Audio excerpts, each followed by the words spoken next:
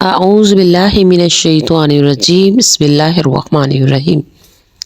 السلام علیکم، امید ہے کہ آپ سب خیریت سے ہوں گے۔ اللہ تبارک تعالیٰ آپ سب کو ہمیشہ خوش رکھے، آباد رکھے۔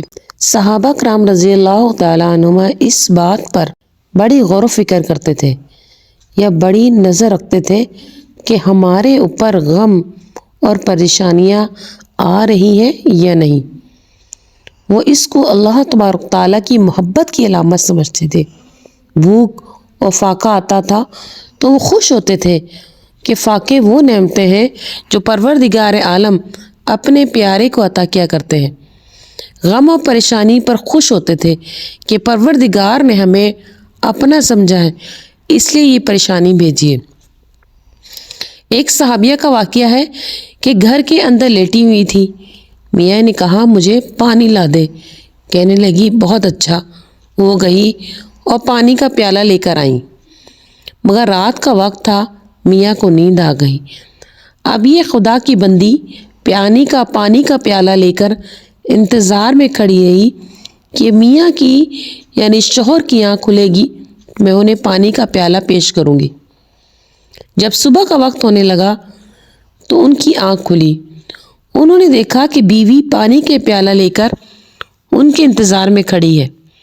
یہ دیکھ کر وہ بہت خوش ہوئے، کہنے لگے اچھا، میں تجھ سے اتنا خوش ہوں کہ تو آج جو بھی مجھ سے مطالبہ کرے گی میں تیرے اس مطالبے کو پورا کر دوں گا۔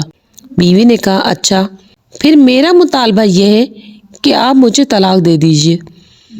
آپ پریشان ہوئے کہ اتنی محبت کرنے والی، اتنی خدمت کرنے والی، اتنی وفادار، اتنی نیک بیوی طلاق کا مطالبہ کر رہی ہے اور قول بھی دے بیٹھا ہوں۔ پوچھنے لگا طلاق کیوں چاہتی ہو؟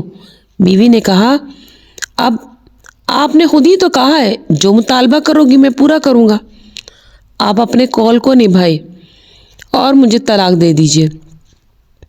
فرمانے لگے صبح کو ہم نبی اکرم صلی اللہ علیہ وآلہ وسلم کے پاس جائیں گے اور اپنا مسئلہ پیش کریں گے۔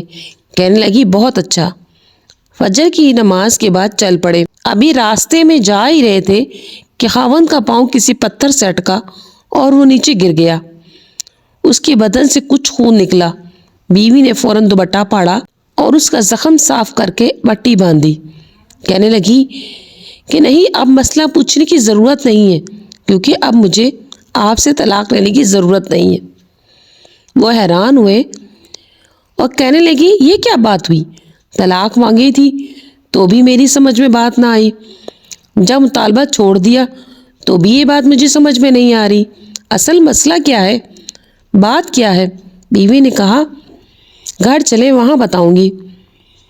جب گھر پہنچے تو خاوند نے بیٹھتے ہی کہا بتائیں کیا بات ہے، اصل مسئلہ کیا ہے؟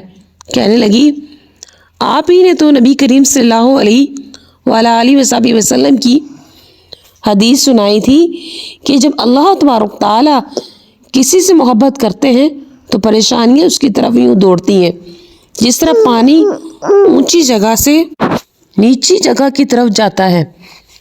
میں آپ کی بیوی ہوں، کتنا عرصہ آپ کے ساتھ گزار چکی ہوں۔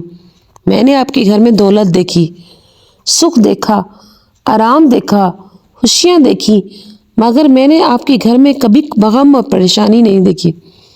میرے دل میں یہ خیال پیدا ہوا کہیں ایسا تو نہیں کہ آپ کے دل میں منافقت ہو، نفاق ہو، جس کی وجہ سے ہمارے ساتھ اللہ تبارک تعالیٰ کا برتاؤ اپنے پیاروں جیسا نہیں ہے۔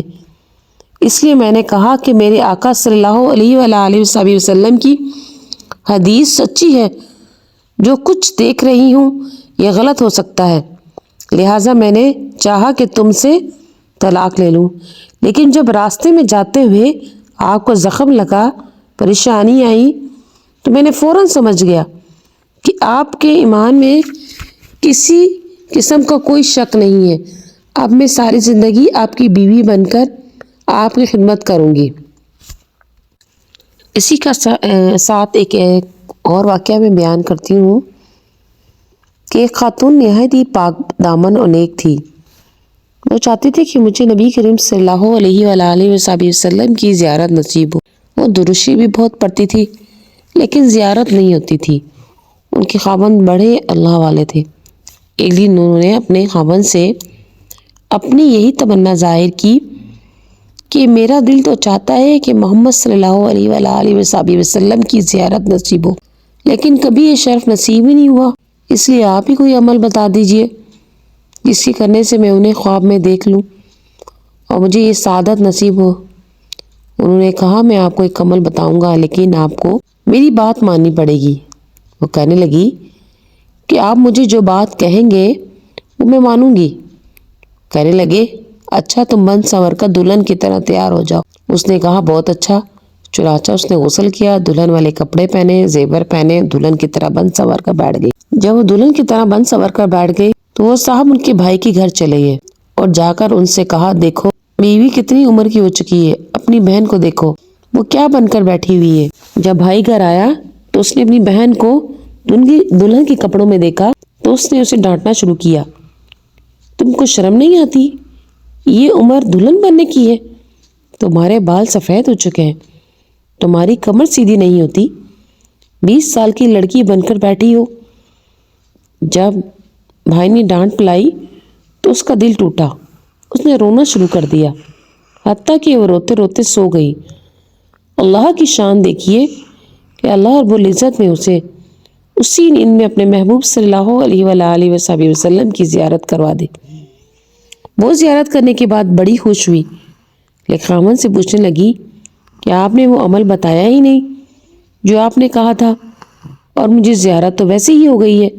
کہنے لگے اللہ کی بندی یہ عمل تھا کیونکہ میں نے تیری زندگی پر بہت غور کیا، مجھے تیرے اندر ہر نیکی نظر آئی، تیری زندگی شریعت و سنت کے مطابق نظر آئی۔